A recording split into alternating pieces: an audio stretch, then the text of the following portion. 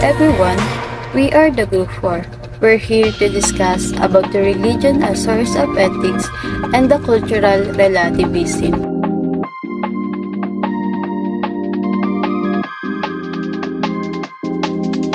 I'm super shy, but wait a minute while I make you mine, darling, 지금도 you're on my mind. All the time I wanna tell you. In this lesson, you should be able to do the following. First, about the idea of religion as source of ethics and about the idea of cultural relativism. Second, Filipino understanding of right and wrong and their influences. Third, describing relativism and Asian or Filipino understanding moral behavior, also the strengths and their weaknesses.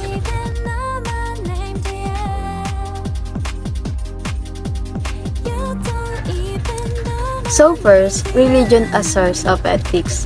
As you can see, in the first sentence, says that religious beliefs can provide a powerful basis for ethics because religion serves as a source of ethics for many individuals and societies throughout the history. Different religions provide moral guidelines, values, and principles that help shape people's behavior and their decision making. These ethical teachings can include concepts such as compassion, honesty, justice, and empathy. An example of religion serving as a source of ethics can be found in Christianity, where the Ten Commandments are a fundamental set of moral principles provided by religious texts, specifically the Bible's Old Testament. These commandments include guidelines such as you shall not kill and you shall not steal, which offer clear ethical standards for adherents to follow in their daily lives. Many Christians look to this commandment as a foundation for their moral decision making and behavior. Kaya nga 'di ba nung bata pa tayo, kapag may mali tayong nagagawa, sinasabi ng magulang natin is magagalit si Papa Jesus. At kapag tayo naman yung POV, kapag may gusto tayong gawin na alam nating mali, naiisip natin na ay bawal malito. At dahil sa paniniwala natin, kaya nagiging source of ethic natin yung religions. Religion often serves as a significant source of ethics for individuals and communities. There are practices across the globe, each having their own distinct set of moral principles. Furthermore, not everyone bases their ethics on religion. Some individuals may follow non-religious ethical systems. Is there a Filipino understanding of right and wrong? Yes, there is a Filipino understanding of right and wrong by their values, tradition, beliefs, behavior, and influence of the people around us. An action is right if it will result in more happiness for a people, and an action is bad when people are affected by wrongdoings. Most of us Filipino believe in karma, the good karma and bad karma. They understand that if they do something right, it will be returned to them rightfully, meaning that they may expect good things that will happen to them. However, if they do anything wrong, terrible things are going to happen to them. This will determine the rightness and wrongfulness of their action. For example, in good karma, respecting elders and showing gratitude. In Filipino culture, there is a showing respect to elders and expressing gratitude towards them. Respecting and honoring elders is believed to bring good karma and blessing into one's life. Next is environmental destruction. It is illegal logging or pollution of natural resources may be seen as bad karma due to harm to the earth. That shape or reshape our moral fibers. What is filial traits? Filial traits refers to the characteristics, behaviors, or qualities associated with a person's relationship with their parents or family. Okay? Ito yung mga pag-uugaling nakukuha or na-develop natin sa loob ng tahanan. Ito rin yung mga moral values na pinapakita natin sa sa ating family members. Okay. Next naman is what is moral fiber. Moral fiber defined as the quality of being determined to do what you think is right. Ito yung kakayahan ng isang tao na gumawa ng tama or gawin yung isang bagay na sa tingin niya ay tama. Especially kapag nasa sitwasyon siya na naapektuhan yung kanyang moral values. Okay. The first trait that influences our moral fiber is respect. As children, we learn to respect and honor our parents, acknowledging their guidance, wisdom, and sacrifices. This virtue becomes deeply ingrained in us and extends beyond the parent-child relationship, influencing how we treat others. Sabi lang dito, mula pagkabata, tinuruan na tayo na magpakitang paggalang respeto sa kapwa. Kaya halimbawa na ito is yung pagsasabi ng po at opo at pagmamano. And dito rin, tinuruan kung paano palagaan ang isang dignidad ng isang tao. And ito mga practice na ito is nagre-reflect kung paano natin tatuin ng ibang tao. Halimbawa, kadalasan ina-address natin yung mga tao na nakakasalubong natin ng sir and ma'am. Okay. Minsan sinasamahan pa natin ng po at opo in every sentence kapag nakakausap natin sila. And itong ginagawa natin is parang pinapakita lang natin na ginagalang at nirespeto natin sila. Next is responsibility. The responsibility of providing for and supporting our parents teaches us the value of upholding our commitments to others. As we learn to put our loved ones' needs welfare first, this duty develops empathy, compassion, and selflessness. Sinasabi lang dito na tinuruan tayo na palagaan or maging committed sa pamilya o sa ibang tao. Sa ganun mahubog yung ating sense of responsibility, tumulong ang mag-provide. Third is gratitude. So, yung gratitude naman is ito yung pag-acknowledge or pag-appreciate natin sa pag-alaga at pag-aruga sa atin ng mga magulang. And this filial trait emphasizes the importance of acknowledging the sacrifices and efforts made by our parents, nurturing a sense of gratitude within us. Fourth is loyalty. The bond we share with our parents and elders teaches us about commitment and dedication. This loyalty extends beyond familial relationships, guiding our interaction with friends, community members. Loyalty strengthens our moral fiber by encouraging trustworthiness, reliability, standing up for what we believe in. And last is selflessness. The responsibility to care for our parents teaches us to prioritize the needs of others over our own. Ibig sabihin lang dito is kung pinaprioritize mo yung needs or welfare ng pamilya mo kaysa sa'yo, may tendency rin na uunahin mo yung kapakanan ng ibang tao kaysa sa yung personal interest. What is cultural relativism? Cultural relativism suggests that every culture is equal.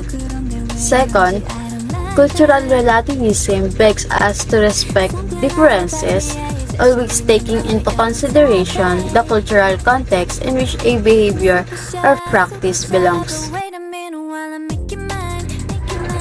Cultural relativism is a concept in anthropology and sociology that suggests the values, beliefs, and behaviors of individuals and groups should be understood and judged within the context of their own culture, rather than being compared to the standards of another culture.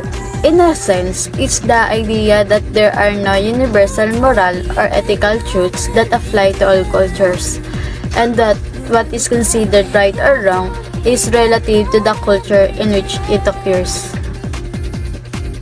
Example, sa kung paano manamit ang mga Muslim or Muslim. Minsan, ito yung mga perception or naiisip ng ibang tao. Sasabihin nila na, ang init-init, ba't nakaganyan sila? Pero yung mga ganong pag-iisip or pagtingin sa ibang culture ay mali yun ayon sa cultural relativism. Dahil ang idea nito is lahat daw ng culture is pantay-pantay at walang superior. So, in short, cultural relativism encourage people to be aware of and avoid ethnocentrism when trying to understand other cultures.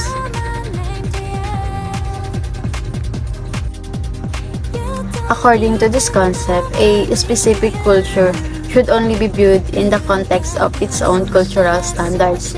Every culture, its traditions, customs, practices, ideas, and rituals is relative to the framework of that culture.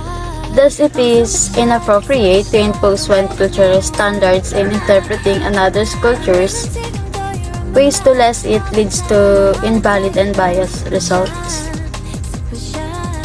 나 원래 말도 잘하고 그런데 왜 이런지 I don't like that. Something out of battery, especially Moral behavior is extremely important in the Philippines since it is a fundamental principle in our culture and teaches us how to live righteously in accordance with our core values. Ito rin yung mga kabutihang asal na dapat natin taglagin. Dahil kung wala kang asal, di ba kinukonsider ka na walang natutunan o walang modo? Lalo na sa Pilipinas kasi big deal sa atin ang pagkakaroon ng magandang ugali. We follow 5 types of moral behavior. Una ay ang pagmamahal sa pamilya o family love. As Filipinos, we are all aware of our strong family values. In short, ginagawa natin silang first priority at pinapahalagahan natin sila. Pangalawa ay utang na loob o debt of gratitude. Filipinos always acknowledge their debt of appreciation. Ito yung tinatawag natin na kagandahan ng loob. Kapag tinulungan ka ng ibang tao, nagkakaroon ka ng utang na loob. Sa pangatlo naman ay hiya o self-control or shame. Mahiya ka naman. Ito yung linya na naririnig natin kapag may mga ginagawa tayong napapasobra na. Takot kang gumawa ng mga bagay na makakasira ng reputasyon mo kasi may hiya ka. Pang-apat, pakikisama o smooth interpersonal relationship. Its ability for getting along with others including strangers. Ang mga Pilipino magaling sa pakikisama kasi kung magaling ka makisama, wala kang makakaaway. Panghuli ay ang respeto sa nakakatanda o respect for the elderly. Simula bata pa tayo, tinuruan na tayo ng mabuting asal. Katulad na lang ng pagmamana sa nakakatanda at pagkasabi ng po at opo dahil nagsisimbolo ito ng paggalang sa nakakatanda. What are the strengths of cultural relativism? Number 1. It is a system which promotes cooperation. For the most part, humanity is strong because of the difference we all have.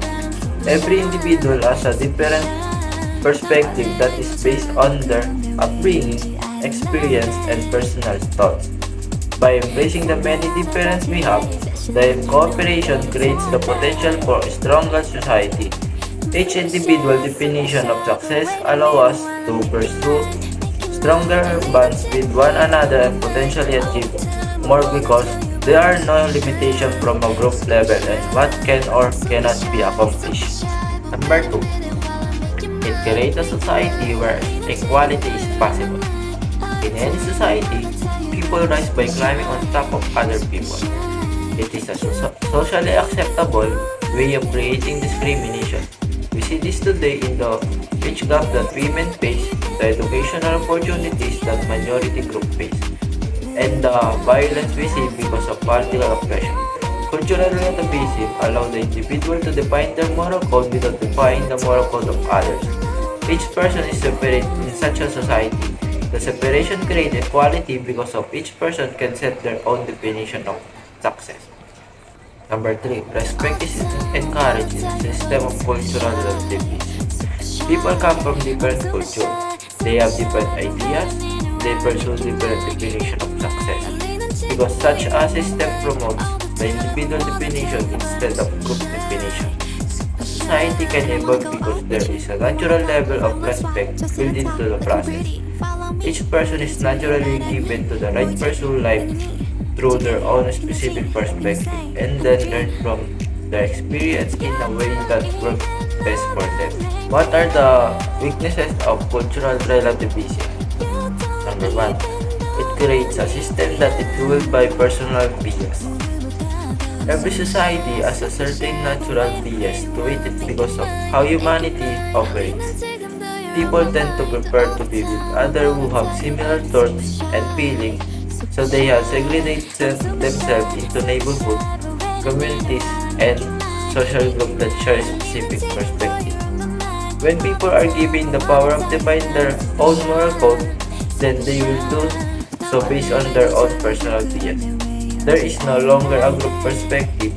People follow their own code at the expense of others. Number 2, it would create chaos. People who can follow their own moral code because there is no wrong or right would be allowed to pursue any life they prefer under the theory of cultural relativism. If you are upset with your neighbor, then you can kill that person without consequence if your moral code allows for murder. Instead of purchasing something, you could steal it if you see stealing as right to do. There is no real way to protect people in such a society, so each person becomes responsible to protect themselves. It creates a system that is Darwinian in practicality where only the strongest can survive. Thirdly, it is an idea that is based on the perfection of humanity. Many people strive to do good every day. Most want to see everyone have the chance to pursue happiness in some way. That is why the idea of cultural relativism often seems to be inviting. The only problem is the people are not perfect. We can forgetful, we can lie, we can become aggressive when a driver cuts you off while driving and puts your family at risk. Without a group of moral code in place to govern decisions, anything could happen when we experience these moments of imperfection. Cultural relativism can serve as a catalyst for promoting freedom and ethics by encouraging us to respect diverse cultural perspectives while upholding fundamental human rights and ethical principles. It fosters an environment where different cultures coexist without judgment, allowing individuals to express their beliefs and traditions freely. This respect for cultural diversity can lead to greater tolerance and cooperation among nations, contributing to global peace and understanding. Moreover, cultural relativism prompts critical reflections on our own ethical values, challenging us to consider whether they are universally applicable or if they should be adapted to respect cultural contexts. This process can lead to a more flexible and empathetic ethical framework that values both cultural diversity and ethical principles. In essence, cultural relativism can be a stepping stone toward a world where freedom and ethics coexist harmoniously, respecting individual and cultural rights while upholding fundamental moral values.